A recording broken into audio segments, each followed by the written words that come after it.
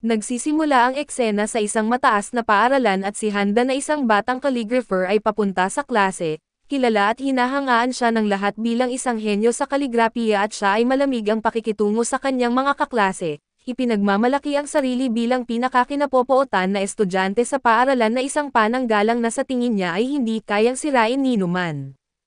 Ngunit kabaligtaran ang katotohanan na hinahangaan siya ng lahat ng estudyante at nais nilang maging kaibigan siya, pero dahil sa kanyang matigas na personalidad ay nag-alangan silang kausapin siya. Pagdating niya sa kanyang locker ay nagulat siya nang makakita ng isang sulat ng kamalasan sa loob nito. Naalala ni Handa na noong nasa dating paaralan pa siya ay nakatanggap na siya ng maraming ganitong sulat, na kailangang ipasa sa 3 kaibigan na kung hindi ay aabot sa kanya ang kamalasan. Ang problema ay wala siyang 3 kaibigan at dahil dito ay natakot siya na baka totoong bumagsak sa kanya ang sumpa ng sulat. Sa kanyang desperasyon ay naisip niya na hindi pa naman niya nababasa ang nilalaman nito at inisip niya na baka ito ay isang hamon para sa pakikipaglaban, isang bagay na wala rin siyang balak gawin kaya't itinapon niya na lang ito sa basurahan ng hindi binabasa at para wala ng abala. Nakita ito ng kanyang mga kaklase at inisip nila na baka ito ay isang sulat ng pag-ibig na labis silang namanghan na hindi man lang ito binasa ni Handa. Pagkatapos niyang itapon ang sulat ay pinagalitan siya ng kaklaseng si Yuri na nagsabi na ang sulat ay mula sa mahiyain nilang kaklase na si Maika Mori.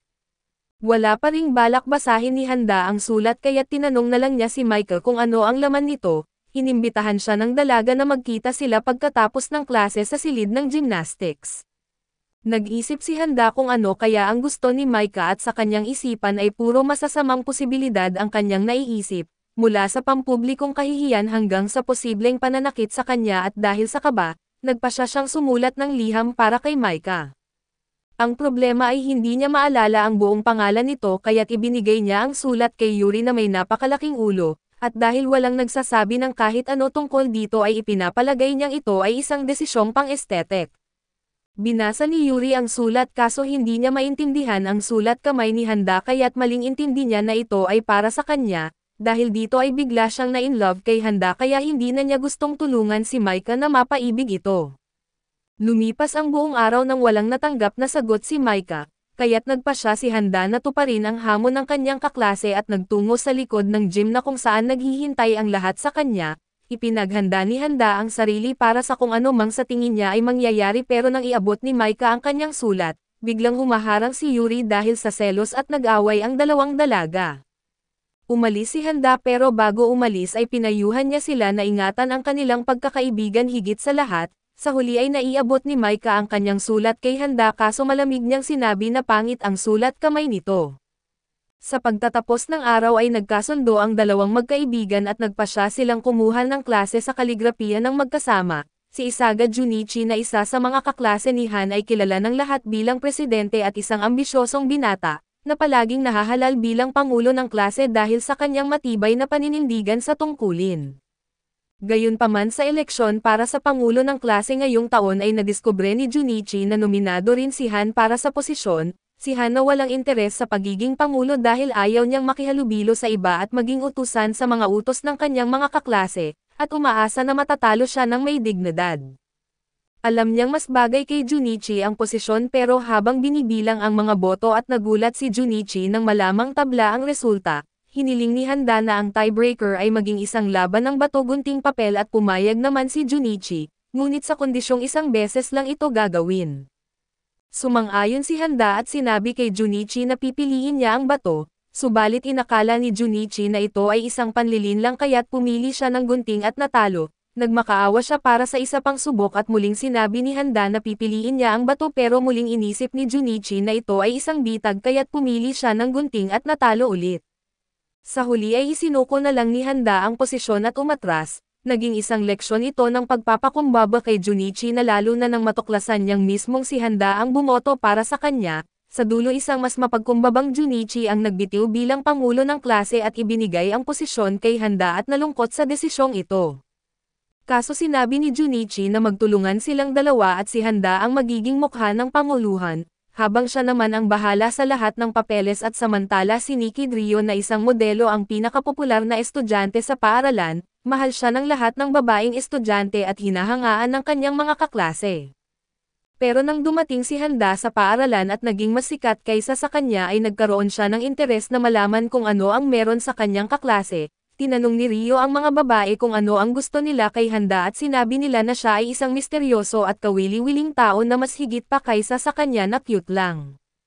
Hindi narinig ni Handa ang sagot nila kaya't inakala niyang iniinsulto siya at ipinagpatuloy na lang ang kanyang gawain. Naging determinado si Rio na tuklasin ang lihim ni Handa kaya't sinundan niya ito pagkatapos ng klase, ngunit dahil sa sunod-sunod na maling pangyayari ay nadumihan ang kanyang damit. Nang makarating si Handa sa distrito ng mga modelo at agad siyang napansin ng mga photographer na gustong isuot niya ang kanilang mga damit, kaso dahil inakala niyang si Rio ang tinutukoy nila ay ibinigay niya ang mga damit sa kanya at dahil dito, napagtanto ni Rio na isang mabuting tao si Handa. Kalaunan ay iniwan ni Rio ang pagiging modelo at naging isa sa mga tagahanga ni Handa, samantala ay inatasan ni Junichi si Handa na ihatid ang kanyang mukhang pambabae. Naisip niyang ito marahil ang dahilan kung bakit siya huminto sa pagpasok sa paaralan. Nang makarating siya sa bahay ni Tuan at sinalubong siya ng isang nakakatakot na anino na isang matipuno na lalaki na may hawak na baseball bat sa kanyang balikat, nang tanungin ni Handa ko siya. Ngunit matapos makapanood ng isang patalastas sa telebisyon at nagdesisyon na kulong, wala namang pakialam si Handa dito. Kwento kay Tuan pero inakala niya na isa itong tanda ng siya ay isang mapanganib na tao at doon ay iniwan na lang ng mga siga ang laban, dahil sa kilos ni Handa ay napukaw si Tuan at nagdesisyong bumalik sa paaralan. Hindi lang iyon naging tagapagbantay pa siya ng ating bida at kalaunan ay naging matalik na kaibigan niya. Si Kondo Yuko naman ang pinakaat sa lahat si Handa at ito ang misteryosong estudyante. Hindi mapakali si Kondo sa sitwasyong ito dahil nasanay siyang maging ordinaryo pero sa kalaunan, napansin niyang normal din naman ang kanyang mga kaklase at medyo nakakapagtaka lang na lahat sila ay obsesyon sa pagpapasaya kay Handa, kahit na halatang hindi siya interesado. Dahil dito ay lalo pa silang nagsumikap at galit na si Handa kaya naghantalo. Lumala ang away ng grupo at hindi sinasadyang nagliyab ang kusina dahil kay Handa. Sa huli ay tinikman nila ang nilutong puding at bagaman paano makipagkaibigan sa normal na paraan, ang tanging paraan lang niya upang maging kaibigan si Kawafuji ay mula sa malayo. Isang sa mga kaklase ni Handa at nahulog ito malapit sa kanya, pero inisip niya na magagalit ito kung ibabalik niya ang maruming pambura, kaya't binigyan niya na lang ito ng bago at dahil dito ay agad siyang na-inlove kay Handa. Habang pauwi ay nagbahagi si Handa ng kanyang galit sa kanya ang lahat at mas pinili niyang itago ang kanyang pagkakaibigan kay Kawafuji upang hindi madamay ang araw ay ginamit siya ng isang estudyante upang ipasa ang isang sulat ng pag-ibig kay Handa, kaso dahil sa selos ay nagsinungaling si Kawafuji at sinabing iniinsulto siya ng babae. Ito ang dahilan kung bakit akala niyang kinapopootan siya ng lahat, pero sa huli ay nagpasya siyang ipagpatuloy pa ang kanyang biro ng kaunti pa. Sa paaralan ay may isang estudyanteng hindi lang humahanga kay Handa kundi nais ding maging katulad niya. Sa parke ay may nagbebenta ng mga tula gamit ang kaligrapiya ni Handa. Alam nilang lahat na ito ay isang peke at sarili bagkos, na-offend lamang siya dahil sa pangit na sulat kamay ng impostor. Samantala ang mga miyembro ng Handa Club ay labis na nababahala at alam nilang hindi kailanman nagbebenta si Handa ng kanyang sining sa parke, dahil palagi nila siyang sinusubaybayan at alam nila ang bawat kilos niya. Nagpasya silang imbestigahan ito at kinaladkad si Kondo sa kanilang misyon na lalo namang nagulat sa kanilang pagiging obsessed kay Handa. Sa parke ay natagpuan nila ang impostor at binugbog ito na kahit pa sinabi ni Kondo na hindi solusyon ang karahasan, sa huli ay inamin ng impostor na labis siyang humahanga kay Handa kaya nais niyang maging katulad nito.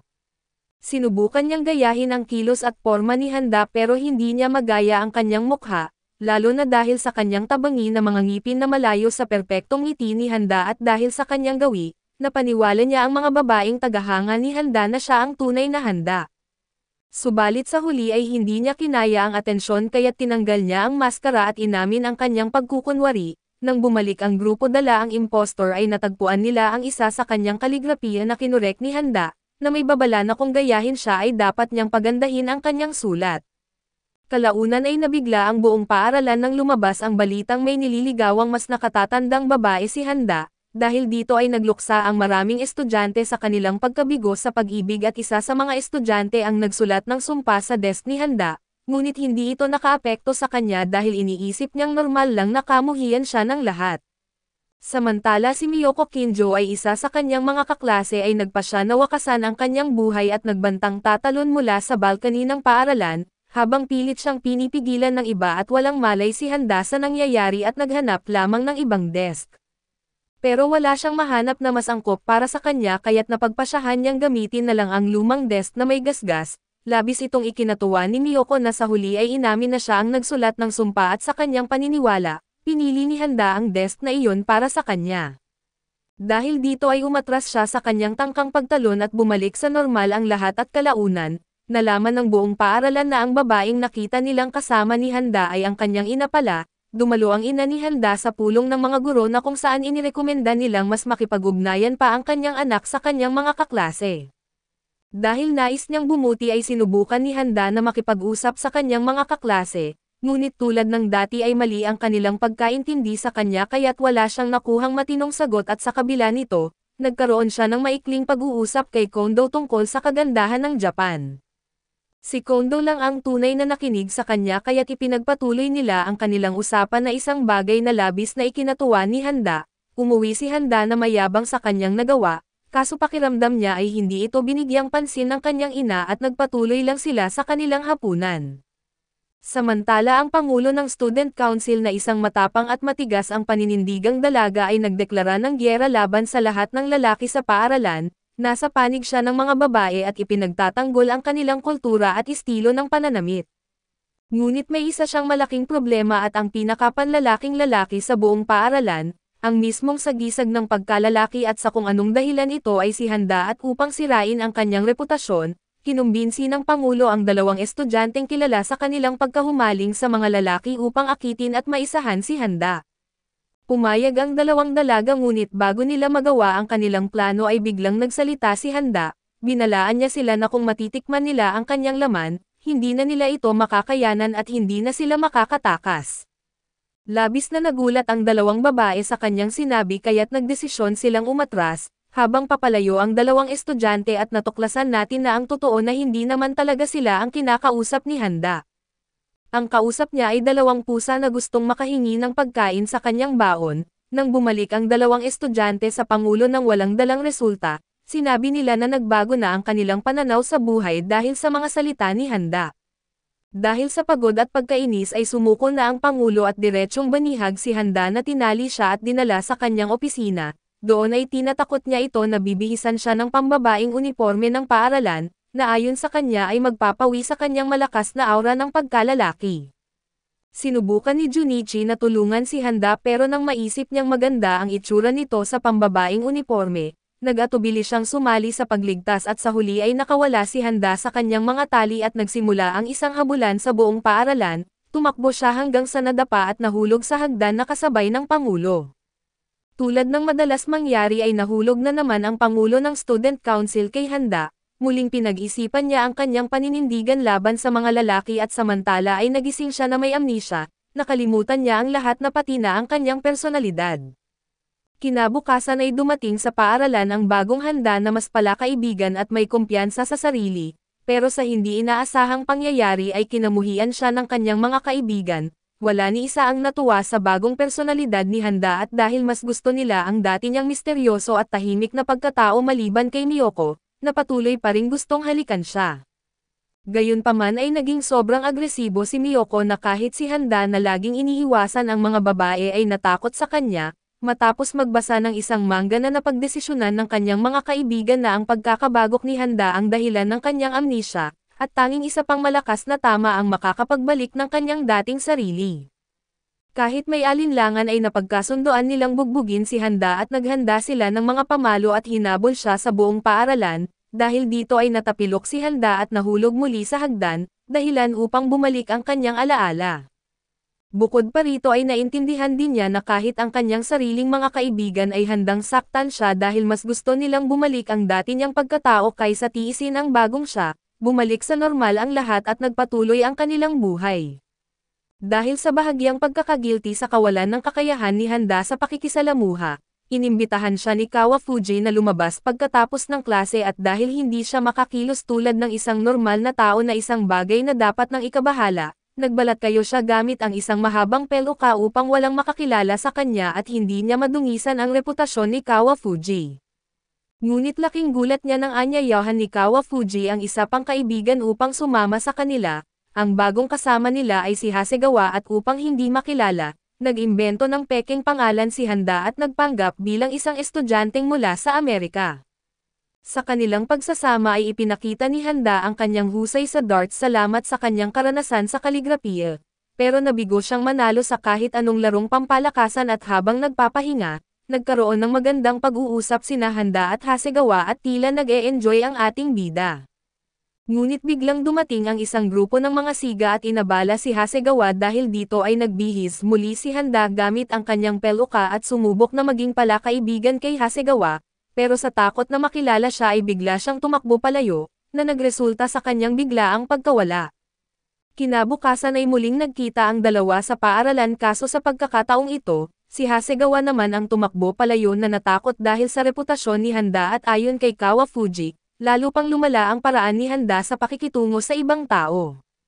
Sa bandang huli ay nakilala natin ang isa pang estudyanteng umiikot ang buhay sa ating bida na si Higashino Kakoro at ito ang pinakamahusay na runner ng athletic club, bagamat maraming nagsasabing hindi ito malaking bagay dahil mahina naman talaga ang kanilang club. Gayunpaman ay naniniwala ang iba na may kakayahan ang club na mag-improve na kung hindi lang masyadong abala si Kakoro sa kanyang obsesyon kay Handa. Matagal na niyang itinuturing na mortal niyang kaaway si Handa at kaya siya lumipat sa kanilang paaralan ay upang habulin ito. Taon na ang nakalipas ay natalo si Kakoro sa isang karera laban kay Handa, hindi dahil sa kakayahan kundi dahil sa pananakit ng kanyang tiyan at hindi ito napansin ni Handa pero labis itong nakaapekto kay Kakoro at mula noon, hinabol niya ito upang makakuha ng rematch ngunit hindi ito kailanman nangyari.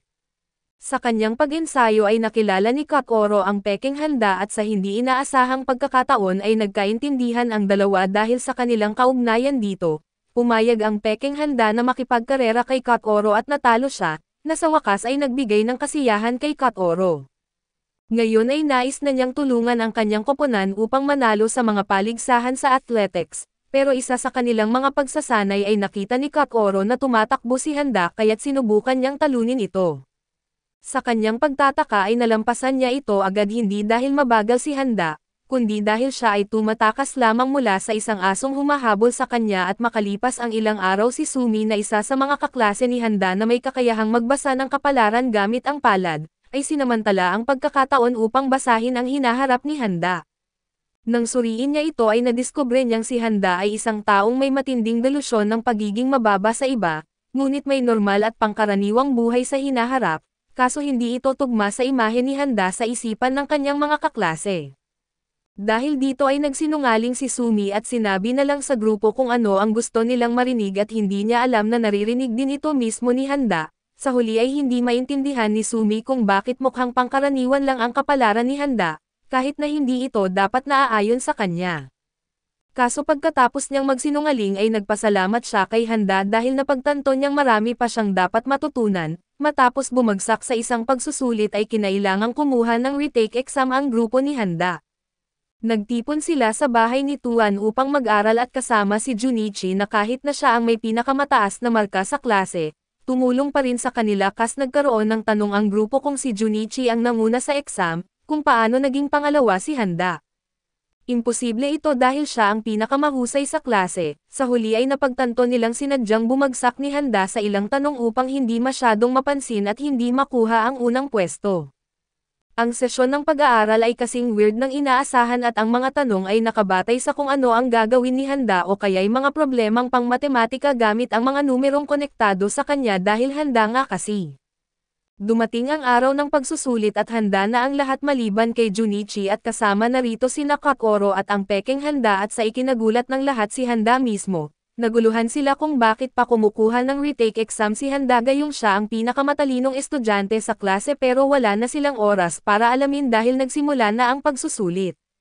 Ginaya ng lahat ang kilos ni Handa na kahit sa paraan ng pagsulat gamit ang lapis. Nang madiin niyang pinindot ang lapis ay ginawa rin ito ng lahat na lumikha ng napakainis na tunog sa buong silid. Sa pagtatapos ng araw ay naipasa ng lahat ang make-up exam at napagtanto nila na hindi naman talaga kailangan ni Handa na kumuha nito at sumama lang siya para matulungan sila, dahil dito ay lalo pa nilang hinangaan siya at samantala si Handa ay nakakuha ng 0 sa pagsusulit. Si Harayama Kazumi ang librarian sa paaralan na isang malungkot at halos abandonadong lugar kung saan walang pumupunta maliban kay Handa. Siyempre ay lihim na in love si Kazumi kay Handa at ginagamit pa niya ang sarili niyang pera upang bumili ng mga bagong libro tungkol sa kaligrapiya, para lamang patuloy itong bumisita sa library kahit hindi pa sila nagkakausap. Isang araw ay inilagay niya ang isang nobelang romantiko sa pagitan ng mga librong madalas basahin ni Handa. Nang makita ito ay tahimik lang na umalis ang ating bida at dahil mga psychopath ang mga kaibigan niya, alam nila ang bawat routine ng kanilang idolo. Napansin nilang si Kazumi ang bumibili ng mga libro para kay Handa, kaya't nagpasya silang tulungan siya sa pamamagitan ng pagre-rekomende ng mga librong sa tingin nila ay magugustuhan nito na kahit ang totoo, mga libro lang iyon na gusto nila. Sinunod ni Kazumi ang kanilang payo at muling pinunan ang library gamit ang mga donasyong libro mula sa mga estudyante, nang malaman ng lahat na ang mga ito ay para kay Handa at biglang naging abala ang library. Dahil dito ay napilitan si Kazumi na gampanan ng maayos ang kanyang tungkulin bilang librarian na sa huli ay ikinatuwa rin niya, ngunit dahil sa dami ng mga tao ay hindi na bumalik si Handa sa library at naghintay si Kazumi hanggang sa dulo ng araw upang maibalik niya ang mga librong hiniram ni Handa. Nang tanungin niya ito kung ano ang masasabi niya tungkol sa nobelang ibinigay niya at sagot nito na nabasa niya ng kaunti at nagustuhan niya ang karakter ng librarian. Dahil dito ay inisip ni Kazumi na may mensahe si Handa para sa kanya na dapat niyang mas pagbutihin ang kanyang trabaho dito sa library. Ipinangako niya na siya ay magiging pinakamahusay na librarian sa paaralan at bilang unang hakbang, ipinaalam niya kay Handa na wala ng bagong libro tungkol sa kaligrapiya, dahil kailangang i-update ang ibang seksyon ng library. Nalungkot si Handa pero masayang bumalik si Kazumi sa kanyang tungkulin. Pinilit ni Kawafuji si Handa na sumama sa isang bakasyon sakay ng bullet train kasama ang buong klase upang matuto siyang makihalubilo. Sa kanilang paglalakbay ay nakilala nila ang kanilang mga katapat na mula sa Shiro School, na pinamumunuan ng charismatic na si Ichima at bawat isa sa mga kaibigan ni Handa ay nakatagpo ang kanilang sariling bersyon mula sa rival school at ito ang Siga, ang modelo, ang class president at maging si Kondo ay nakahanap ng isang estudyanteng kasing ordinaryo niya. Sila lamang ang nagkasundo at habang ang iba ay agad nagkakainitin at itinutuloy ang kanilang rivalry sa matinding level, bagaman may lamang ang mga estudyante mula sa Shiro School at humanga si Handa kay Ichima, hindi alam na itinuturing siya ng sikat na estudyante bilang isang karibal at kapantay. Lalong uminit ang tensyon at kalaunan ay nagharap ang lahat sa kanilang mga katapat. Habang nag-uusap sina Ichima at Handa ay tinanong ni Ichima kung paano niya kinaya ang pressure ng pagiging hari ng kanilang paaralan. Humble ang sagot ni Handa na kahit ang totoo ay hindi niya kailanman naisip na sikat siya, sa kanilang pakikipagtagisan ay natuklasan ng magkabilang grupo na hindi naman pala sila ganoon kaiba sa isa't isa. Sa huli ay inialok ni Ichima ang kanyang pagkakaibigan kay Handa at tinanggihan ang alok ni Ichima ng pagkakaibigan dahil iniisip niyang makakasira ito sa reputasyon ng binata kung magiging kaibigan niya ang isang hindi sikat na tulad niya. Inakala ng mga estudyante mula sa Shiro School na isa itong insulto, pero pinakalma sila ni Ichima at nagkasundo silang lahat na maliban sa kakambal ni Kon, na ayaw sumuko sa pagiging supporting character ng grupo at sinubukan nitong atakihin si Handa ngunit agad siyang natalo. Humingi ng paumanhin si Ichima at umalis ang grupo ng magkakasundo, hindi na malaya na sa gitna ng gulo ay nahulog si Handa sa hardin at nabasa sa pond at dahil dito ay nagkasakit siya.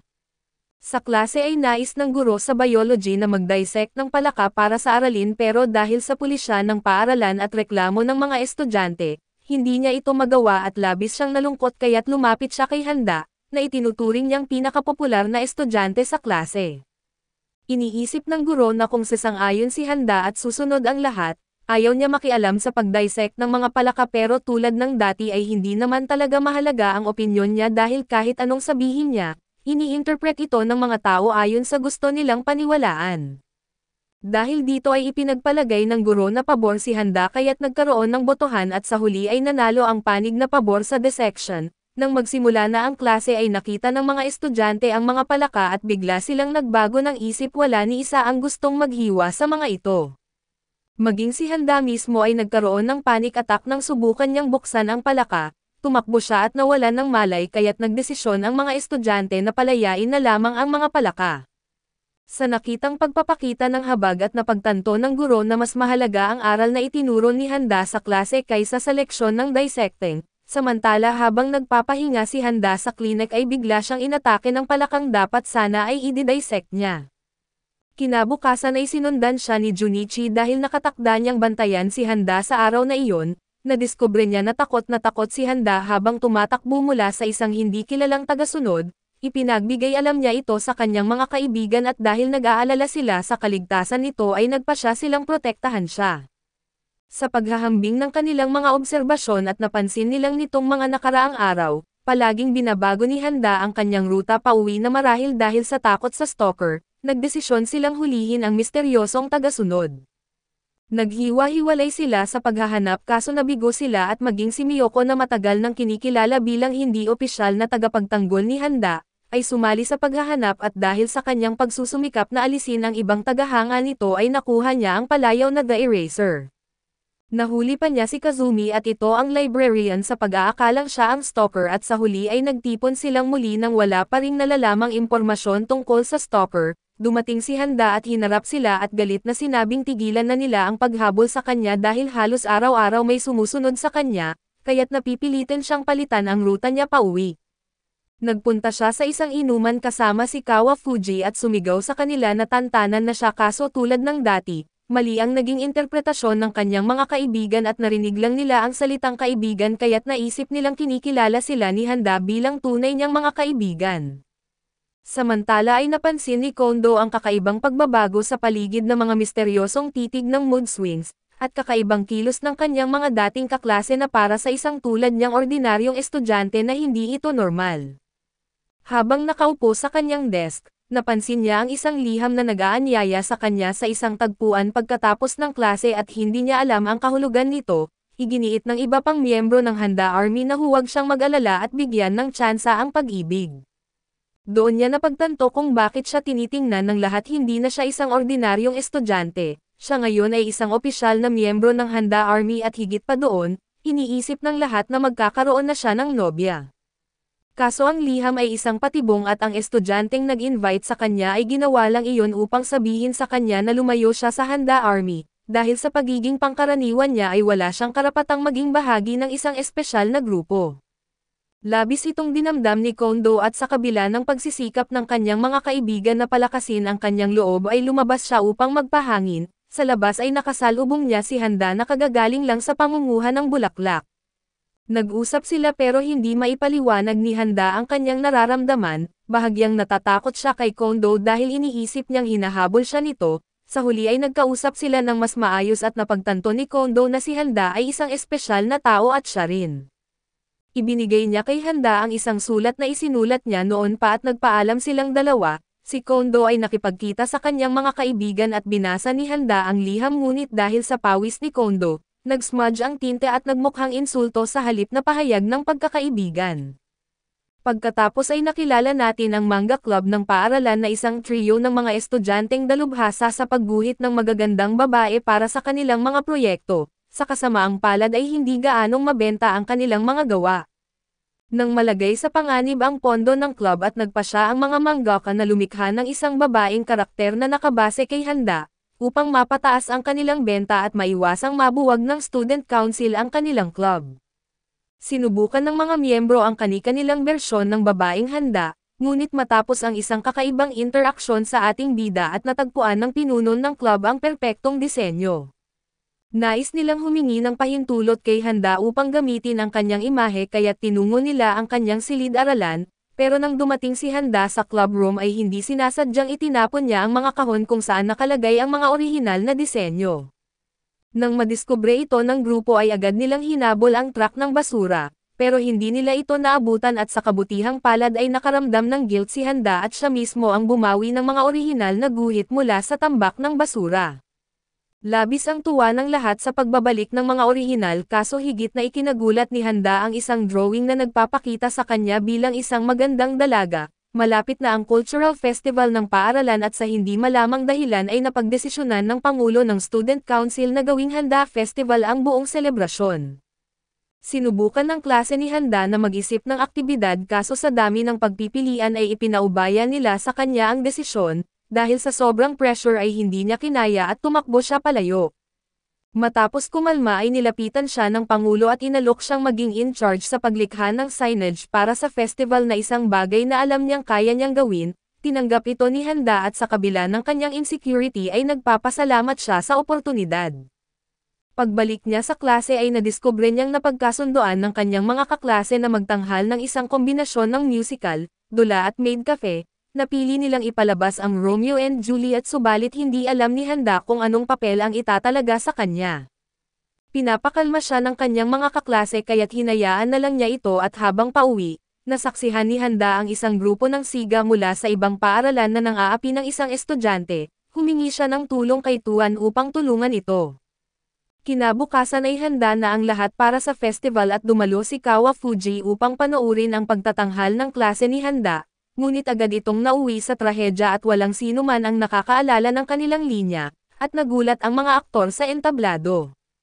Pero nang lumabas si Handa at suot ang costume bilang Reyna Elizabeth ay biglang nagpalakpakan ang buong audience, habang sobrang napapahiya si Handa sa harap ni Kawafuji ay tumakbo siya palayo. Samantala ay dumating sa paaralan ang grupo ng mga siga na nakita niya noong nakaraan na hinahanap si Handa at habang sinusuyod ng mga siga ang buong paaralan, naranasan nila mismo ang kaguluhan sa paaralan ni Handa. Dumating din sina Ichima at ang kanyang grupo mula sa Shiro School at agad silang nagharap sa mga siga sa loob ng silid-aralan ni Handa. Habang nangyayari ito si Handa ay nasa likod ng entablado na abala sa pagpapractice ng kanyang papel, walang kaalam-alam sa gulong nagaganap sa labas. Pakiramdam niya ay kakaunti lang ang kanyang linya kaso siniseryoso pa rin niya ang kanyang pagganap. Habang papalapit na ang sagupaan sa silid-aralan ay biglang lumabas si Handa at sumigaw ng kanyang mga linya sa dula. Tulad ng dati ay mali ang pagkaintindi ng lahat at inakala ng mga siga na isa itong pahiwatig mula kay Handa, kaya bigla nilang inamin na ang totoo ay gusto lang nilang gawing pinuno si Handa at sa huli ay bumalik sa normal ang lahat. Matapos ang festival ay nailigtas ng manga club ang kanilang grupo matapos magbenta ng manga tungkol kay Handa, samantala si Handa ay ginawaran ng Best Student Award at kinoronahan gamit ang isang samurai helmet at si Kawafuji ay biglang umakyat sa entablado at hinarap siya. Hiniling niya na kung talagang itinuturing siyang kaibigan nito ay ibigay nito sa kanya ang Best Student Award. Napasabak si Handa sa isang matinding dilema na gusto niyang ibigay ang helmet kay Kawafuji. Ngunit ayaw niyang sirain ang reputasyon nito sa harap ng lahat. Subalit sa pagkagulat ni Handa at napagtanto nilang walang sino man sa paaralan ang may ideya kung sino si Kawafuji, sa madaling salita ay tanging si Handa lang ang naniniwalang sikat si Kawafuji. Naguguluhan siya pero itinuro ni Kawafuji ang buong paaralan na nagkaisa upang ipagtanggol siya at protektahan ang kanyang korona. Doon lamang napagtanto ni Handa ang katotohanan na hindi siya kailanman naging hindi sikat. Kinabukasan ay sabay na pumasok sa paaralan sina Handa at Kawafuji at sa pagdating nila, sinalubong sila ng kanilang mga kaibigan at sa unang pagkakataon, nakaramdam siya ng tunay na pagiging komportable kasama sila. Ito ang kwento niya na ngayon ay lumaki na at haharap sa mas matinding hamon sa kanyang buhay. Bilang isang calligraphy artist ay patuloy siyang nagsusumikap sa kanyang larangan. Ngunit sa isang award ceremony sa halip na makatanggap ng papuri ay isang hurado ang hayagang tinawag siyang isang mediocre at kontento sa pagiging pangkaraniwan. Lubos na nagalit si Handa at hindi niya tinanggap ang pang-iinsulto kaya't sinuntok niya ang hurado sa harap ng lahat, pagkatapos nito ay agad siyang tumakbo palayo at hindi na hinintay kung may pipigil sa kanya. Dahil sa pangyayaring iyon ay wala na siyang ibang mapuntahan kundi sa isang deserted island. Pagdating niya sa isla at napagtanto niyang walang bus na dumaraan sa airport ngunit sa kabutihang palad, isang matandang lalaki na may karwahe ang nag-alok na ihatid siya sa Nanatsuki Village. Habang nasa biyahe ay tanging nasa isip ni Handa ay kung gaano kawalang kwenta ang islang iyon, sinubukan ng matanda na ipakita sa kanya ang gandang tanawin ng dagat, ngunit nanatili siyang walang pakialam.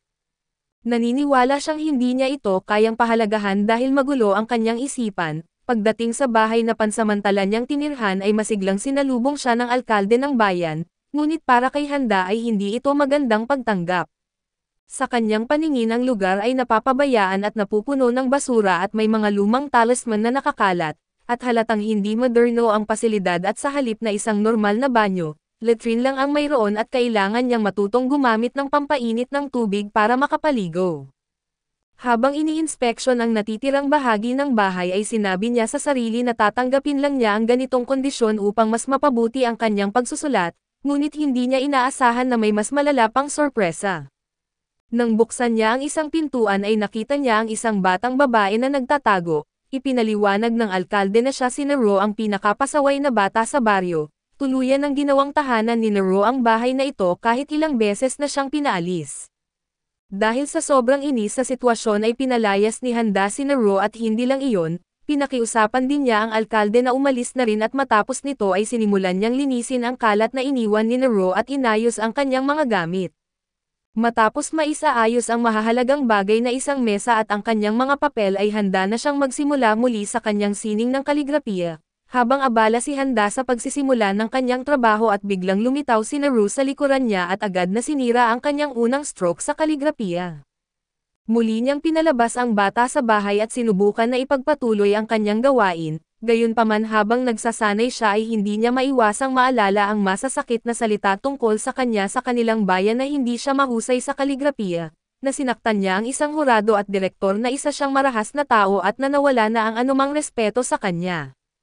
Dahil hindi siya makapag-concentrate ay sinubukan niyang gawin ang ibang bagay, ngunit nang lumingon siya ay nakita niyang muling bumalik si Nero kasama ang alkalde, ngayon ay naglalaro na sila sa loob ng kanyang bahay. Wala siyang nagawa kundi palalabasin ulit sila at makalipas ang ilang minuto, bumalik si Nero at ngayon naman ay ginagamit ang kanyang mga papel upang magsulat. Pakiramdam ni Handa parang nasa episode siya ng The Simpsons na kung saan kailangan mong paulit-ulit palayasin si Barney sa Moe's Tavern, nagpa siya siyang ipagpatuloy ang kanyang trabaho habang si Nero naman ay tahimik na nagbabasa sa tabi niya. Habang pinagmamasdan ang kanyang pagsusulat at sinabi ni Nero na maganda ang sulat kamay ni Handa at kamukha ito ng sa schoolmaster, nang marinig ito ay naalala lang ni Handa ang sinabi ng direktor tungkol sa kanya. Dahil dito ay naasar siya na ininsulto si Nero at nag-walkout patungo sa dalampasigan, habang nakatingin sa dagat ay masama ang loob niya dahil tinamaan niya si Nero gamit ang isang piraso ng papel. Naalala niya ang sinabi ng kanyang ama na ipinadala siya sa islang ito dahil isa siyang masamang tao at kailangan niyang mapalamig ang kanyang ulo. Habang iniisip kung anong klaseng tao ang nananakit ng matanda at isang bata, biglang lumitaw muli si Nero sa likuran niya at humingi ng tawad si Handa sa pagtapon ng papel kay Nero kaso ngumiti lang ito at sinabing hindi niya kailangang humingi ng tawad, dahil siya naman talaga ang pumasok sa bahay ni Handa at nang ulit sa kanya. Pagkatapos ay iniabot ni Nero ang mga papel na ginamit niya sa pagsubok na gayahin ang pagsusulat ni Handa, tiningnan ito ni Handa at sinabing maayos ang sulat ni Nero at sa sobrang tuwa ay tumalon si Nero sa saya, na para bang pinatawad na siya ni Handa. Tumayo silang dalawa at magkasamang bumalik sa bahay kaso biglang sinabi ni Nero na madali lang namang kopyahin ang sulat ni Handa, kaya't itinulak siya nito sa dagat at hindi nagpatalo si Nero at itinulak din siya sa tubig. Habang lumulubog si Handa dahil sa bigat ng kanyang basang damit, itinuro ni Nero kung paano lumutang na kailangan niyang i-inflate ang kanyang damit at sa puntong ito, napaisip siya kung paano isang napaka-ridiculous na ideya ang totoong gumagana. Pagkatapos ay ipinakita ni Nero kay Handa ang isang mataas na pader at sinabi niya na kung aakyatin ito ni Handa, makikita niya ang pinakamagandang paglubog ng araw na kahit na hindi ito gusto ni Handa na sinunod niya ang sinabi ni Nero. Nang marating niya ang tuktok ay napagtanto niyang tama si Nero at ito ang pinakamagandang sunset na nakita niya. Pagbalik nila sa bahay ay tinawag ni Nero ang matandang naghatid kay Handa sa karwahe bilang lolo. Kasama rin ang iba pang kapitbahay ang lahat ay nagtipon sa bahay ni Handa upang tumulong sa pag-aayos ng kanyang mga gamit. Nagulat siya at hindi niya akalain na tutulungan siya ng mga taong hindi naman siya kilala. Ipinaliwanag ng isa sa kanila na bihira lang may lumipat sa kanilang lugar kaya gusto nilang maging mabait sa bagong dumating, pagkatapos ay ipinakilala ni Nero ang kanyang mga kaibigan at si Hina na isang mahiyain ngunit mabait na bata at si Kanda, ang pinakapilyo sa kanilang grupo. Nakilala rin ni Handa ang punong guro ng paaralan na isang mabait at palakaibigang tao. Matapos ang buong gabing pag-aayos ng bahay kasama ang mga kapitbahay at sa unang pagkakataon, naramdaman ni Handa na tanggap at suportado siya. Doon niya napagtanto kung bakit siya ipinadala ng kanyang ama sa islang ito at sa isang lugar na puno ng maiinit na tao. Naniniwala siyang maaari niyang baguhin ang kanyang puso at sa gayon, mas mapabuti ang kanyang kaligrapiya. Maya-maya ay tumawag siya kay Kawafuji at pinakiusapan ito na humingi ng tawad sa hurado para sa kanya, dahil hindi pa niya kayang gawin ito mismo. Alam ni Handa na kailangan niyang humingi ng tawad sa kanyang nagawang pananakit. Si Hiroshi na anak ng alkalde ay hindi mapakali at kahit anong pagsisikap niya, pakiramdam niya ay hindi siya magaling sa pag-aaral. Sinubukan siyang mapakalma ng kanyang ina at ama at iginiit na hindi naman iyon katapusan ng mundo. Pagkatapos ay inutusan siya ng kanyang ina na dalhan si Handa ng lutong bahay na pagkain at para kay Hiroshi, nakakagulat na naghahanda ang kanyang ina ng pagkain para sa isang estranghero.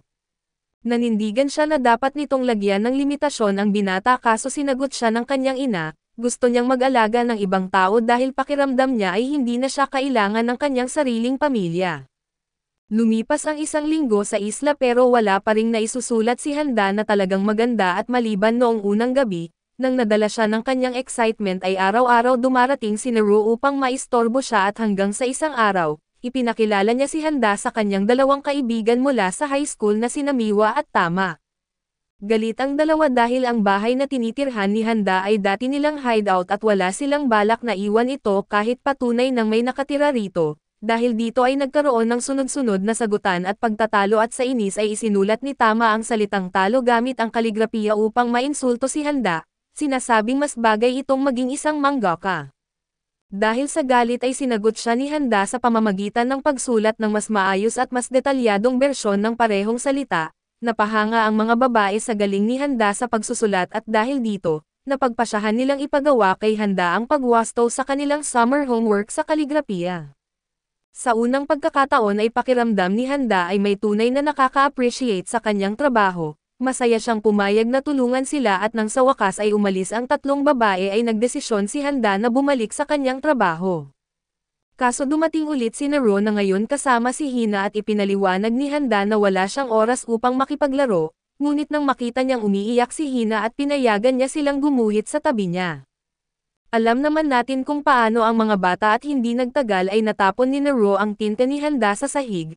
Hindi lang iyon ay nasagi rin niya ang mukha ni Handa at sa sobrang pagod at inis ay pinalayas ni Handa ang dalawang bata palabas ng bahay. Eksaktong dumating naman si Hiroshi upang dalhan siya ng pagkain mula sa kanyang ina at galit na binuksan nito ang pinto at nakita niyang nawalan ng malay si Handa. Ipinaliwanag ni Naru na palagi itong nawawalan ng malay tuwing ganitong oras dahil nagpupuyat siya sa pagsasanay sa kanyang kaligrapiya. Naisip ni Hiroshi kung paano isa rin siyang taong walang natural na talento at kailangang magpursige upang magtagumpay, pagkatapos ay binuksan ni Naru ang isang pinto at tumambad sa kanila ang daan-daang papel ng kaligrapiya ni Handa. Dito napagtanto ni Hiroshi na ang dahilan kung bakit hindi siya magaling ay dahil isa siyang tamad at kung gusto niyang magtagumpay, kailangan niyang magsikap tulad ni Handa at nang magising siya ay nag-usap sila habang mabilis niyang nilalantakan ang pagkain. Sinabi ni Hiroshi na kahit hindi aminin ng kanyang ina ay nagiging pabigat na si Handa sa kanila, dahil dito ay hindi na niya ito madadalhan ng pagkain sa mga susunod na araw at makalipas ang ilang araw, dumating si Naru sa bahay at nakita niyang nakahandusay si Handa sa sahig at dali-dali siyang tumawag ng ambulansya. Sa ospital ay ipinaliwanag ng doktor na nagkaroon ng cardiac arrest si Handa dahil sa sobrang puyat at hindi pagkain ng tama. Sinabi ng alkalde at ng kanyang asawa na kailangan niyang alagaan ang sarili niya bago pa lumala ang kanyang kondisyon. Pagkatapos ay umuwi na sila at habang si Naru ay nanatili sa tabi ni Handa ay tuloy pa rin sa panggugulo at paglalaro. Pagkatapos ng klase ay dumalaw si Miwa at Tama kay Handa sa ospital. Nagpanik sila nang makita nilang ubos na ang laman ng IV niya pero agad namang naayos ang problema. Habang nagkukwentuhan ay sinabi ni Naru na minsan ay ibinahagi ng kanyang lolo na may multo sa ospital, dahil dito naisip nilang hanapin ito at sa gulat ng lahat si Handa na kilala sa kanyang matigas na personalidad ay natakot sa multo, bigla siyang kinabahan matapos marinig ang kwento ni Naru. Di nagtagal ay dumating si Hiroshi dala ang ilang bagay na ipinabili ni Handa pero hindi niya dinala ang mga gamit sa kaligrapiya nito. Kahit anong pilit ni Handa ay nanindigan si Hiroshi na hindi na siya dapat magtrabaho kung haantong lang ito sa ospital. Pagkaalis ng lahat ay tila nakasalamuhan ni Handa ang matandang multo at sinabi nito na lahat ng dumalaw sa kanya ay nag-aalala para sa kanya, pati si Namiwa at Tama ay nakahinga ng maluwag nang makita nilang wala ng problema sa IV niya, dahil dito ay nakaramdam siya ng inspirasyon na tila nagmumula sa pagmamahal ng mga tao sa paligid niya. Ngunit dahil sa labis na excitement lalo pang tumaas ang kanyang lagnat kaya kinailangan siyang mapakalma ng nurse. Nang sa wakas ay ma-discharge siya ay sinamahan siya ng alkalde at ang asawa nito na ipauwi, doon niya nalaman na ang matandang nakausap niya kahapon ay isa talagang multo at dahil dito ay bigla siyang nagkaroon ng matinding existential crisis. Labis namang natuwa si Naru sa sarili dahil natuto siyang magbasa ng mas maaga kaysa sa inaasahan, sa kanilang paaralan kadalasan ay tinuturo ito sa ikatlong baitang pa lamang, nagulat si Namiwa at Tama na hindi nila inakala na mahilig mag-aral si Naru. Dahil sa pangyayari napaisip sila kung may kinalaman si Handa sa biglaang sigasig ni Naru sa pag-aaral, samantala ay ipinadala ni Handa ang isa sa kanyang mga gawa sa Tokyo upang isali sa Kaso Exhibition. Pakiramdam niya ay proud siya sa likhang sining na ito na ang unang magandang gawa niya matapos siyang maospital. Maya-maya ay napansin niyang naubusan na siya ng itim na tinte kaya napagpasyahan niyang pumunta sa palengke upang bumili. Habang namimili ay nakita niya ang iba't ibang matatamis na pagkain at naisipan na bumili ng ilang candy para kay Naru. Pero bago niya ito magawa ay nagkaroon siya ng maliit na aksidente sa isang paninda kaya napunta ang atensyon niya sa pagsasaayos ng gulong, nang sa wakas ay nahanap niya ang tinte ay napansin niyang isa na lang ang natitirang bote. Naroon din si Tama ay naghahanap ng parehong bagay, napagpasyahan ni Handa na ibigay na lang ang tinte kay Tama at gumamit na lang ng giniling na uling para sa kanyang sariling gawa, lubos ang pasasalamat ni Tama kay Handa. Matapos nito ay ibinahagi niya na nagsusulat siya ng isang shonen manga at balak niya itong ipadala sa isang publisher, dahil pareho silang gumagamit ng tinta upang ipahayag ang kanilang sarili at humingi siya ng opinyon kay Handa tungkol sa kanyang gawa. Ngunit sagot ni Handa na hindi siya gaanong marunong pagdating sa manga. Handa pumayag na tulungan si Tama sa kanyang manga kaso nang buksan niya ang manuscript at makita ang sobrang marahas at madugong eksena, pinayuhan niya itong mas pagtuunan ng pansin ang pag-ibig at pagkakaibigan sa halip na puro karahasan. Biglang nagiba ang ugali ni Tama at sinabing walang pakialam ang mga tao sa isang manga na may moralistang bida, para sa kanya ay mas mahalaga ang dugo na kalat-kalat na katawan at nawasak na moralidad at masasamang bida. Nagpatuloy siya sa paliwanag hanggang sa lalo pang dumilim ang tema ng kanyang mga sinasabi. Sa huli ay ipinakita niya kay Handa ang isang malaking koleksyon ng madudugong manga para mabigyan siya ng ideya kung paano ito ginagawa, dahil dito ay mas naging seryoso si Handa sa pagbibigay ng payo sa kanya.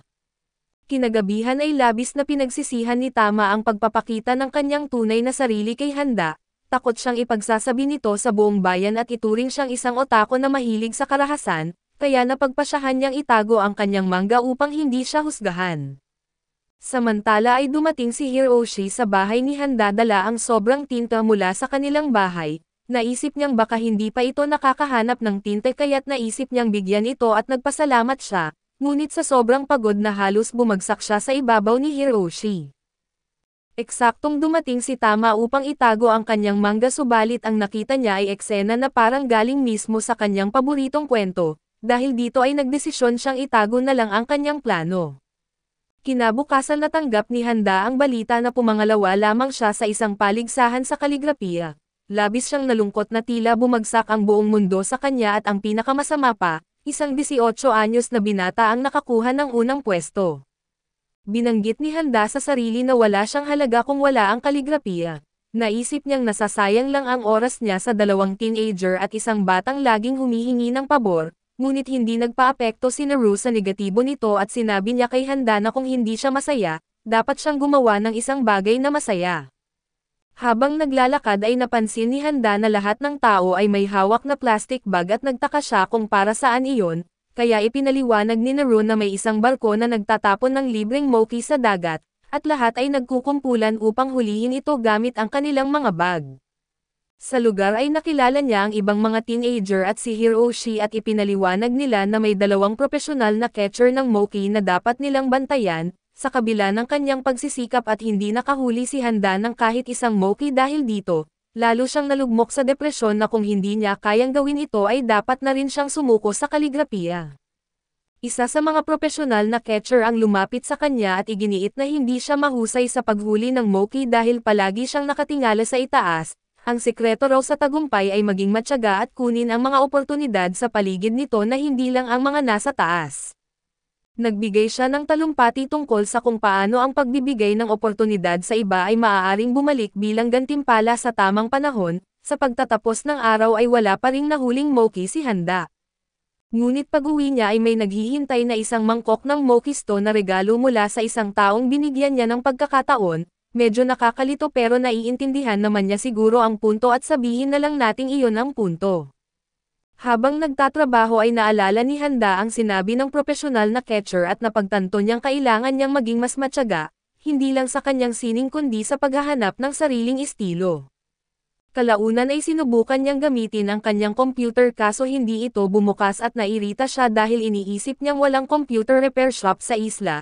Tinawagan niya si Kawafuji pero hindi sumasagot ang telepono at dito ay nagkaroon siya ng crisis dahil sa wala siyang cellphone, walang computer at walang internet. Lumipas ang isang buwan mula nang dumating siya sa isla na mas magulo ang buhay niya doon kaysa sa inaasahan niya. Pero sa kabila nito ay may isang lugar siyang gustong puntahan na isang bahay na mayroong 15 pusa. Mahilig siya sa pusa kaso hindi pa niya kailanman sinubukan na lumapit sa kanila. Nang subukan niyang lapitan ang isa ay ipinaliwanag ng may-ari ng bahay na lahat ng pusa roon ay dating ligaw, dahil dito ay hindi raw sila madaling makisalamuha sa tao pero kahit ganoon ay sinubukan pa rin ni Handa na hawakan ang isa.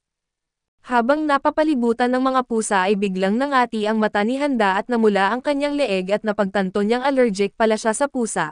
Hindi niya ito masyadong pinansin at pumunta sa isang lugar kung saan may telepono upang tawagan si Kawafuji. Doon niya nakilala ang may-ari kaso nandun din si Nero kasama ang kaibigan niyang si Aki na ayon sa bata ay magaling sa video games. Doon lang din napagtanto ni Handa na kapatid pala ni Tama si Aki at pagkalipas ng ilang sandali, hinabot ni Aki kay Handa ang isang rotary phone. Hindi makapaniwala si Handa na mayroon pa ring ganitong telepono sa panahong ito sa katunayan. Hindi niya alam kung paano ito gamitin at si Aki pa mismo ang nagdial para sa kanya at sa wakas ay nagawa niyang tawagan si Kawafuji upang humingi ng bagong computer para makapagtrabaho. Pero imbes na padalhan siya ay sinabihan siya nito na magpahinga muna dahil ang deadline para sa susunod na exhibit ay sa Taglagas pa. Pero hindi siya nakinig at alam niyang ika-10 ng Setyembre ang deadline kaya tinutusan niya si Kawafuji na umorder ng mga materyales upang makapagsulat. Umaasa siyang sa pagkakataong ito ay makakamit na niya ang unang gantimpala. Kinagabihan kahit inis siya sa mga bata ay binigyan niya sila ng mga goma upang paglaruan at noong araw na iyon, handa na siyang magsimula ng pagsusulat. Kaso matapos ang matagal na pagtitig sa papel ay napagtanto niyang wala siyang inspirasyon, nagdesisyon siyang maglakad-lakad upang makapag-isip at sa hindi inaasahang pangyayari, natisod siya sa isang kahon ng damong dagat. Biglang lumitaw mula sa dagat ang isang nakakatakot na diver na may malaking peklat sa mukha. Napagtanto ni Handa na ito ang madalas pinag-uusapan na mangingisda sa isla at sa lalim ng boses nito at sa hitsura niyang parang kontrabida, pakiramdam ni Handa ay pinipilit siya nitong gumawa ng isang pabor. Napag-alaman niyang ito pala ang tatay ni Miwa at ang trabaho ay isulat ang 5 karakter sa isang bariles na gagamitin sa pagbebenta ng alak. Walang ideya si Handa kung anong klaseng alak iyon pero wala siyang magawa at sinubukan niyang magsimula, ngunit hindi ito ang mga materyales na nakasanayan niyang gamitin. Bukod pa rito ay hindi pa siya nakakapinta ng patayo at palagi siyang nagtatrabaho gamit ang papel, kaya't sinabi niya sa matanda na gagawa muna siya ng stencil at magpa-practice kaso biglang nagalit ang matanda.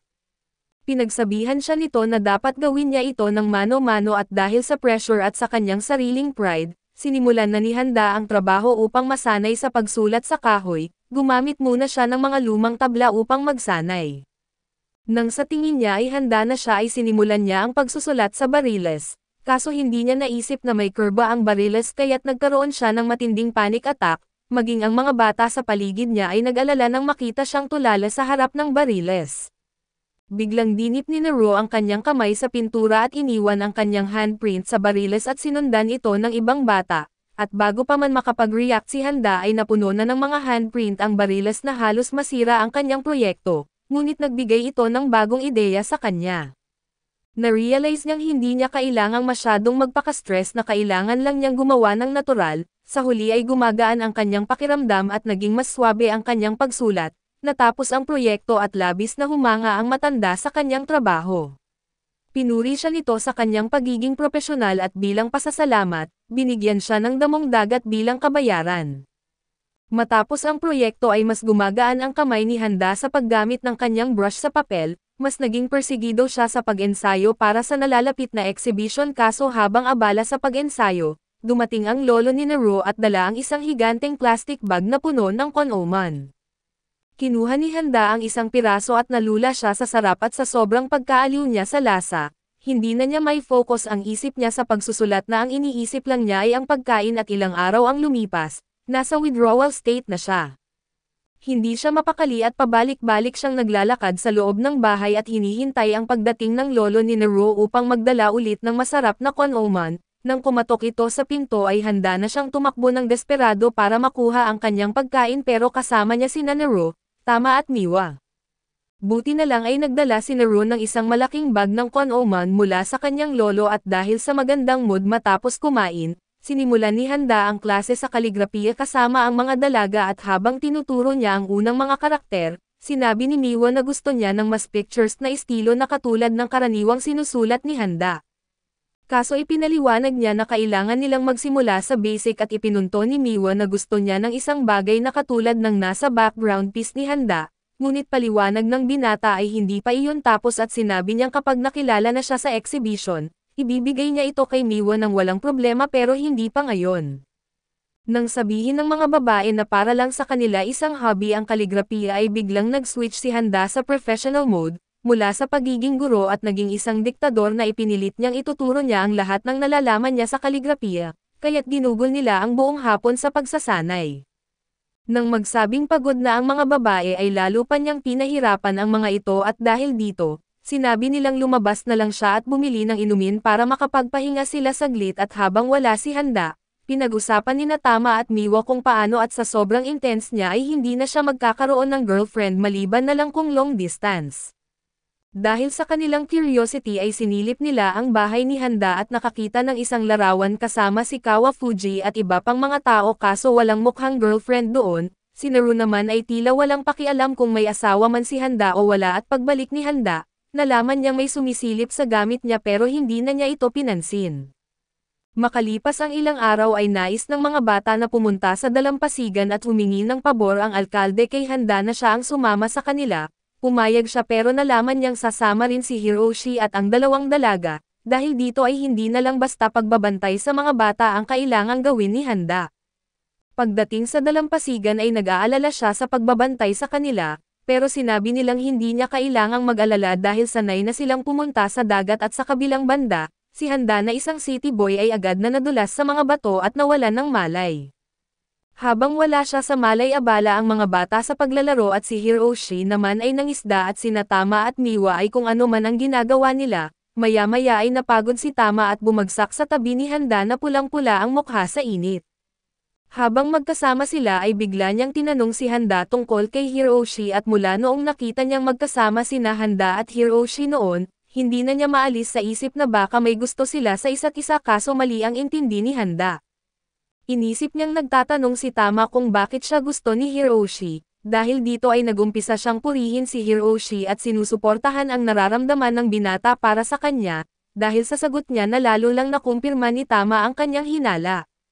Maya-maya ay napansin ni Handa na sina Hiroshi, Miwa at Naruo ay tumatalon mula sa isang napakapanganib na bangin, nang makita niyang si Naruo ang pinakamaliit sa kanila ay handa nang tumalon. Kinabahan si Handa at mabilis na tumakbo upang pigilan ito pero nadulas siya at tumama ang ulo sa bato. Sa huli ay walang nasaktan sa mga bata pero matindi ang galit ni Handa sa kanila, pinagsabihan niya sila na huwag nang gawin ang ganoong klaseng delikadong bagay, labis silang nalungkot at nagsimulang mag-sorry at napagtanto ni Handa na ito ang unang beses na kinailangan niyang mag-alala para sa ibang tao. Dati bago siya dumating sa isla ay wala siyang pakialam sa iba na siya lang ang iniisip niya. Nang marinig ito ng mga bata ay nagyakap sila sa kanya at nangakong hindi na nila iyon uulitin.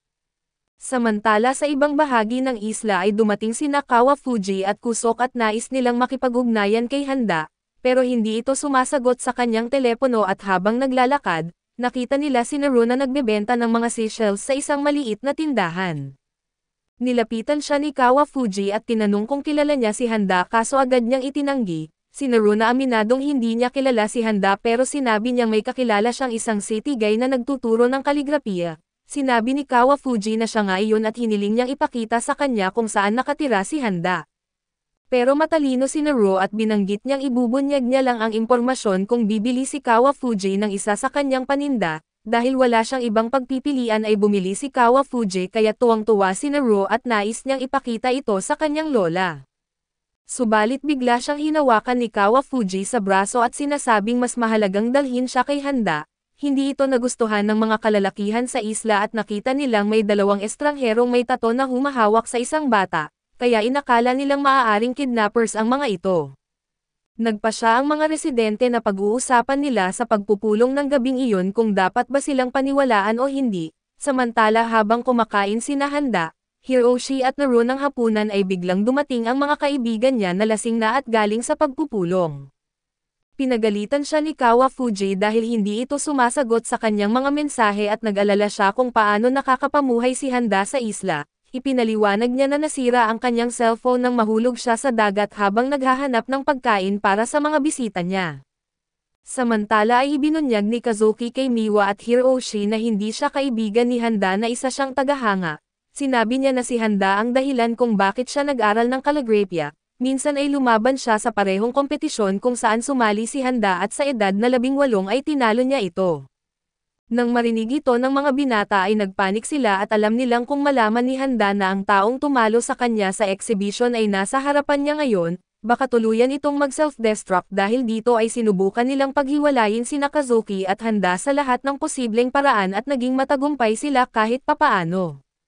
Subalit kinabukasan ay inamin ni Handa na alam na niya kung sino si Kazuki, dahil sinabi ito ni Kawafuji sa isa sa mga mensahe niya bago pa nasira ang cellphone niya at nang sumunod na araw, mag-isang pumunta si Kazuki sa bahay ni Handa dahil si Kawafuji ay may matinding hangover. Ipinakita niya dito ang kanyang koleksyon ng mga aklat tungkol sa kanya, sabay sabing siya ang kanyang pinakamatinding tagahanga at hiningi niya kay Handa na bumalik sa Tokyo at magpatuloy sa pagiging isang kaligrapo. Samantala ay ipinaliwanag ni Kawafuji kina Hiroshi at Miwa na bukod sa pagiging kaibigan ni Handa, siya rin ang nagbebenta ng kanyang sining kaso simula nang lumipat siya sa isla ay wala na siyang naipapakitang bagong likha. Pakiramdam ni Kawafuji ay malapit na sanang magkaroon siya ng epiphany pero sa huli wala pa rin siyang natapos at dahil dito, isinama niya si Kazuki upang iposisyon ito bilang karibal ni Handa at himukin siyang muling magtrabaho.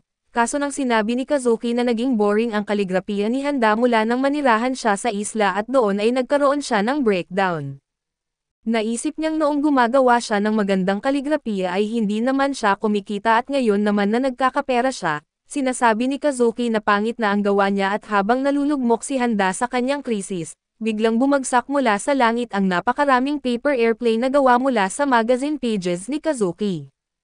Nagalit si Kazuki dahil nasira ang kanyang koleksyon kaso doon napagtanto ni Handa ang gusto niyang gawin, sinabi niya kay Kazuki na ang tunay na magandang kaligrapiya ay ang itinuro sa kanya ng kanyang ama.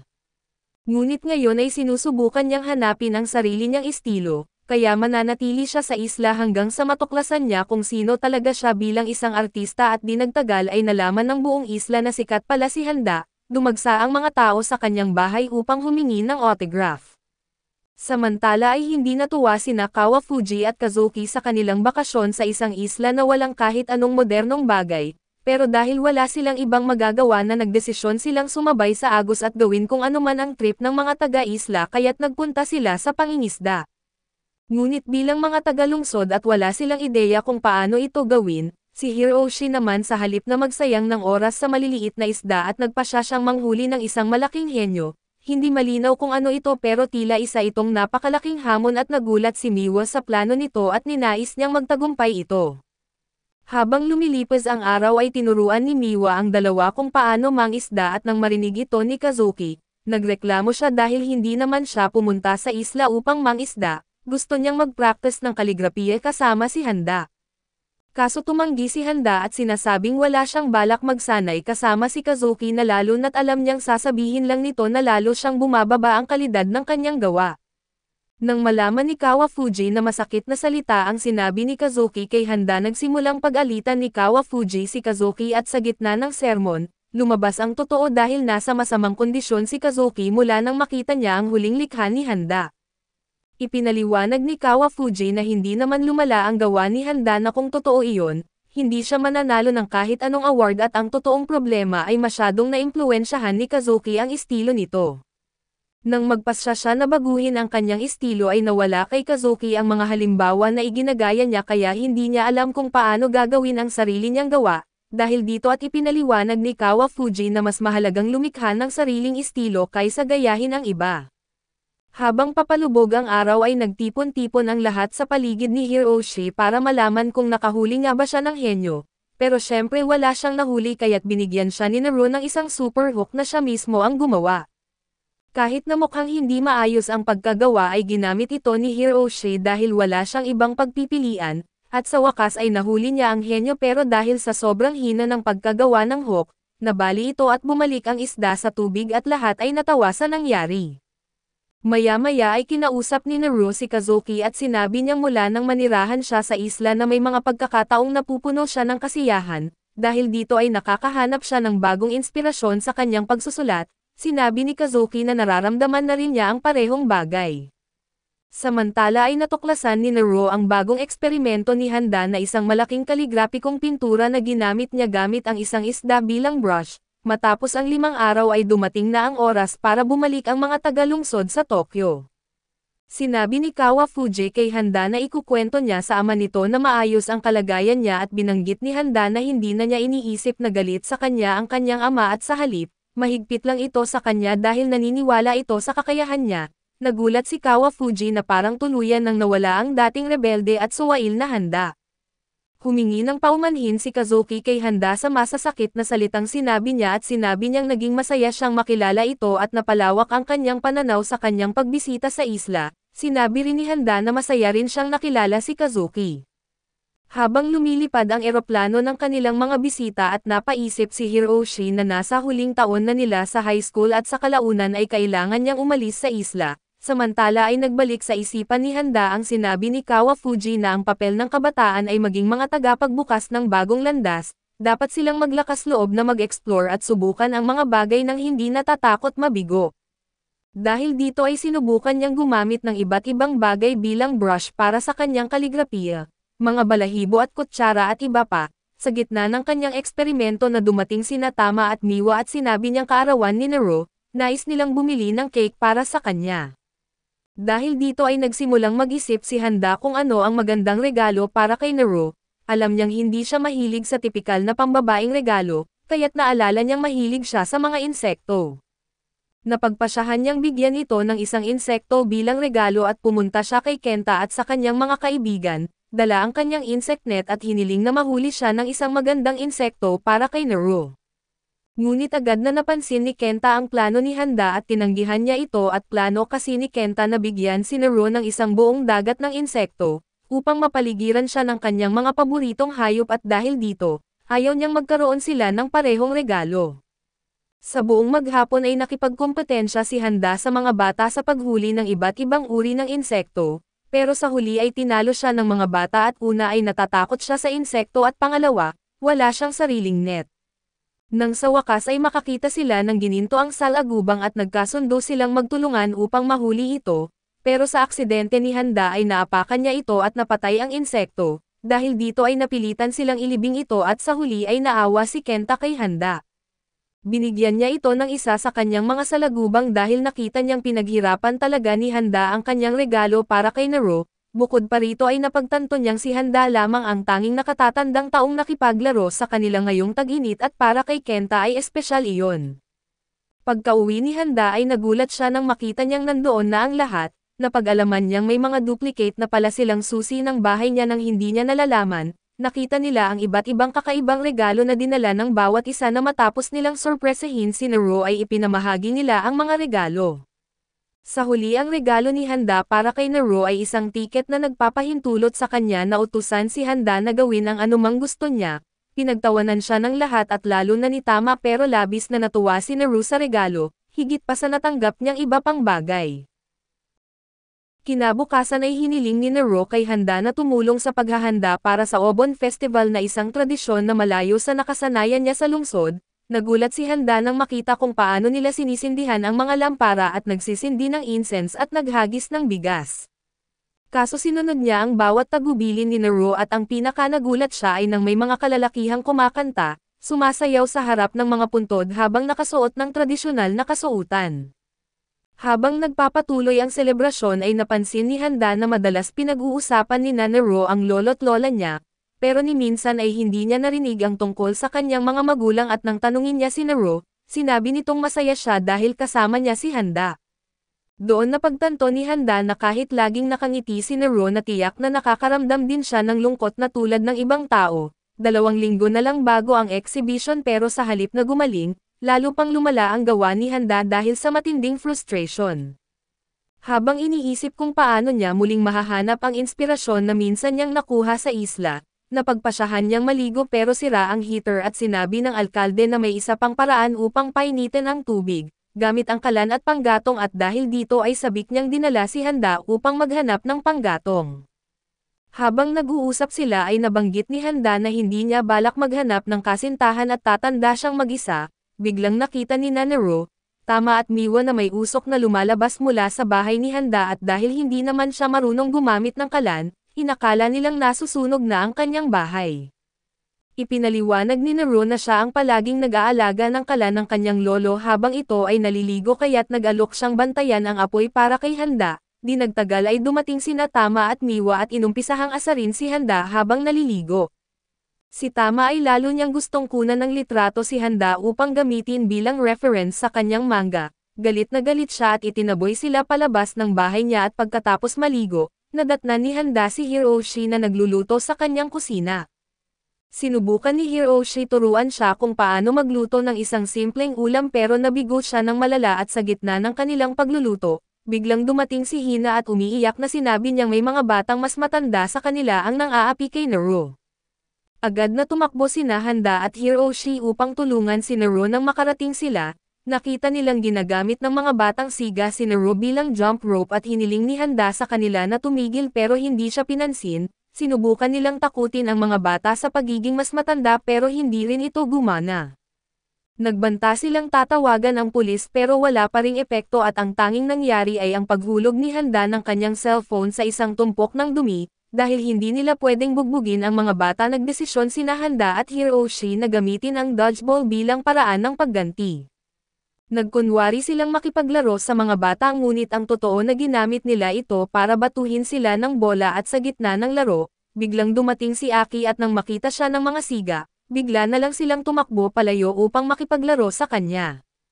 Sa huli ay naresolba ang problema sa mas simpleng paraan kaysa sa inaakala nila at matapos ang gulo, nagpa siya nang umalis si Handa at pinilit siya ng mga bata na maglaro pa ng mas matagal kasama nila, wala siyang ibang pagpipilian kaya pumayag siyang makisali kaso ang laro ay may kasamang lubid na parang Tarzan swing na napakadelikado. Sinubukan niya na putulin ang lubid bago tumalon dahil halatang mapanganib ito, pero sa kasamaang palad ay sabay-sabay silang itinulak ni Nero kaya't naputol ang lubid habang nasa ere at bagsak silang lahat sa tubig, sabay tumama ang mukha. Habang pauwi sa paglubog ng araw ay iniisip niya kung paano niya sinasayang ang bawat araw na natitira bago ang exhibition, bigla niyang nakita ang napakagandang tanawin ng sunset at nakahanap ng bagong inspirasyon at sa pagmamadali niyang makauwi para makapagsulat, nadapa siya at nahulog sa isang bundok. Pagsapit ng gabi ay hindi pa rin siya nakakabalik kaya nag-alala sina Tama at Miwa at hinanap nila siya at sa huli, natagpuan at dinala siya pabalik sa kanyang bahay. Ikinwento ni Handa kay Kawafuji na ang koneksyon niya sa kalikasan ang nakatulong sa kanya upang makahanap ng inspirasyon. Samantala ay tinanong ng direktor si Kawafuji kung may nararamdaman ba itong pagsisisi sa pananakit niya kay Handa noon.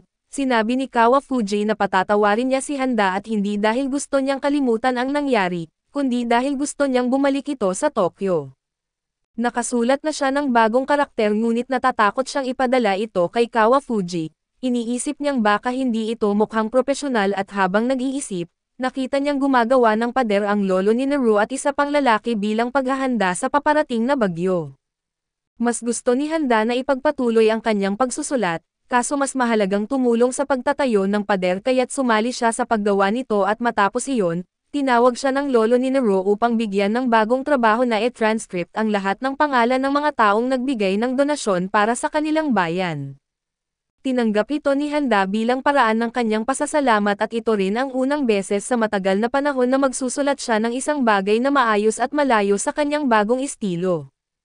Habang abala siya sa pagsusulat at nakatanggap siya ng tawag mula kay Kawafuji, pinapabalik na siya kinabukasan ay mas maaga sa itinakdang pag-alis niya at sa halip na ipaalam ito sa iba, nagpa siya si Handa na sulitin ang kanyang huling araw sa isla sa pamamagitan ng pagsali sa festival. Habang naglalakad sa paligid ng festival at sumasali sa iba't ibang laro, naalala niyang hindi pa siya nakakadalo sa isang festival noon dahil palagi siyang abala sa pag-aaral ng kaligrapiya. Doon niya nakilala si Iyo na isang eksperto sa fish catching game at namangha siya sa husay nito. Matapos iyon ay nadala siya sa isang paligsahan ng basketball dahil kulang ng isang manlalaro ang koponan ni Namiwa. Dahil buong buhay niya ay puro pag-aaral ng kaligrapiya lang ang ginawa niya at wala siyang hilig sa palakasan, sa huli ay pinatalo niya ang koponan ng mga babae pero nakamit naman nila ang ikalawang pwesto. Nanalo si Handa ng kaunting pera at ginamit niya ito upang bumili ng cotton candy para kay Nero at si Handa at Hiroshi ay nagpatuloy sa paglalakad, at sa unang pagkakataon ay natikman niya ang cotton candy na maya-maya, nakasalubong nila sina Hiroshi Tama at Miwa. Ikinwento ni Hiroshi na sa susunod na taon ay aalis na siya sa isla upang magtrabaho sa lungsod. Nais nang sabihin ni Handa sa kanila na aalis na siya kinabukasan, ngunit biglang nagsimula ang fireworks kaya't napagpasyahan nilang manahimik na lang. Kinabukasan ay pumunta si Naru sa bahay ni Handa kaso natagpuan niya itong nakalock at wala na ang mga gamit nito, samantala ay nakabalik na si Handa sa Tokyo at nakipagkita kay Kawafuji at doon ay unang beses niyang ipinakita ang isang magulo, malaki at maganda niyang kaligrapiya. Sinabi ni Kawafuji na may potensyal ito kaya't natuwa si Handa, ngunit kinakabahan pa rin siya dahil makikipagkita siya sa direktor at hindi niya alam kung paano ito kausapin pagkatapos ng insidente. Nagbigay si Handa ng isang mahabang talumpati tungkol sa kung paano niya nagawang lumikha ng perpektong piyesa sa isla, nag-alala siya na sa lungsod ay hindi na siya makakagawa ng kasing gandang likha at maya-maya ay dumating ang direktor sa silid. Nagsalita si Handa ng formal at nagulat nang makita niyang gumagamit na ng tungkod ang direktor, humingi siya ng tawad sa insidente at inamin ng direktor na una niyang balak na hindi tanggapin ang paghingi ng tawad ni Handa at pagsabihan siya tungkol sa etika at moralidad. Subalit napagtanto niyang hindi na ito kailangan dahil tila natutunan na ito ni Handa sa kanyang sariling karanasan, tiningnan ng direktor ang bagong kaligrapiya niya at matapos tumagal ng ilang segundo bago magbigay ng opinyon, kinabahan siya at iginiit na draft pa lang ito at ipapadala niya ang orihinal kalaunan. Ngunit sinabi ng direktor na kahit draft pa lang ito ay makikita niya ang lalim sa mga karakter na isinulat ni Handa na may mga patong-patong na damdamin na hindi niya inakalang makikita sa anumang likha nito, kahit isang simpleng karakter lang ang isinulat at aniya ay ipinapakita nito ang pakiramdam ng pagiging mag-isa sa kadiliman at iba pang malalalim na emosyon.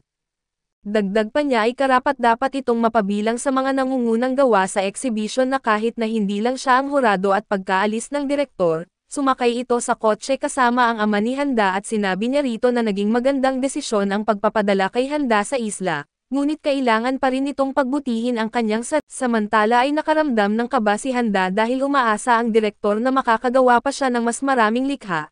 Nagdesisyon siyang subukang gayahin ang mga sitwasyong naranasan niya sa isla upang makahanap muli ng inspirasyon. Ipinagtapat niya kay Kawafuji na para sa kanya ang exhibition ay ang unang hakbang tungo sa kanyang pagbabago, dahil dito ay tinawagan ni Kawafuji ang mga taga-isla na sinabihan nila si Handa na suportado nila siya, ngunit pinagalitan din siya dahil umalis siya nang hindi nagpaalam. Sinabi rin ni Nero na nababagot siya at nami-miss na niya si Handa at dahil dito ay bumalik ang inspirasyon niya. Matapos hanapin ang huli niyang naisulat sa Tokyo at nagsimula siyang magsulat muli, nagtrabaho siya buong magdamag at natapos ang pinakamagandang likha niya. Sa harap ng mga kaibigang hindi makapaniwala ay tinawag niya itong ang batong pader, samantala sa isla ay abala ang mga bata at mga kabataan sa paglilinis ng bahay ni Handa bilang paghahanda sa kanyang pagbabalik. Samantala sa Tokyo ay ginagawa ng ina ni Handa ang lahat ng paraan upang kumbansihin siya na huwag nang bumalik sa isla, ngunit sigurado na siya na babalik siya roon pagkatapos ng exhibition, dahil dito ay naghanda ng isang intervention ang kanyang pamilya at mga kaibigan. Tutol si Kawafuji, Kosuke at ang kanyang ina sa pagbabalik niya sa isla dahil walang kuryente at internet doon, higit pa rito ay nangangamba silang nakikihalubilo si Handa sa kakaibang mga tao at nagkakaroon siya ng kakaibang ugali. Ngunit ang kanyang ama ay nanindigan na noong kaedad niya si Handa ay nagpunta rin siya sa isla at naniniwala siyang wala itong dapat ipag-alala, hindi nagawa ng ama na kumbansihin ang ina ni Handa, ngunit napaniwala niya ang iba pa. Noong una ay sa pilitin niya itong pinapapunta roon, pero ngayon ay naniniwala siyang si Handa mismo ang dapat magpasya at kung makakatulong sa kanyang inspirasyon ang pagbabalik sa isla, wala namang masama rito. Sinubukan na pag-isipan ni Handa ang sitwasyon ng mas lohikal at napagtanto niyang mas praktikal na manatili sa Tokyo, ngunit ang damdamin niya ay nagtutulak sa kanya pabalik sa isla at habang iniisip niya ito, dumating ang isang kahon mula sa mga taga-isla na naglalaman ng mga bagay na hiningi niya. Pagbukas niya ay hindi lamang ito naglalaman ng mga laruan, sanga ng puno at merienda ng mga bata dahil sa nariyan din ang mga gawa ng kanyang mga apprentice sa isla at dahil dito, napagtanto ng kanyang ina na mas nararapat ngang bumalik si Handa sa isla dahil kailangan siya ng mga tao roon. Matapos ang matinding pagsisikap lalo na dahil hindi nila gusto ang paglilinis at natapos na rin ng mga bata at mga kabataan ang paglilinis ng bahay nito, dumating siya sa isla at sa parehong daan ang tinatahak niya noong una siyang dumating at napansin niya ngayon, tila mas maganda at mas payapa ang tanawin. Pagdating niya sa kanyang bahay ay sinalubong siya ng isang sorpresang party mula sa kanyang mga kaibigan, tinatanong nila siya kung paano ang naging resulta ng exhibition at masaya niyang sinagot na medyo maayos naman na kahit ang totoo ay pumwesto lang siya sa ika-5 lugar. Ngunit hindi na mahalaga sa kanya kung manalo siya o hindi dahil sa nagbago na siya at hindi na niya iniisip ang pagiging una sa lahat ng bagay, tinanong siya ng kanyang mga kaibigan kung ano ang kahulugan ng mga karakter na isinulat niya sa exhibition. Sagot ni Handa ay isinulat lang niya kung ano ang pinakamahalagang bagay sa buhay niya, makikita sa kanyang ipinresentang pyesa ang mga pangalan ng lahat ng kanyang kaibigan mula sa isla.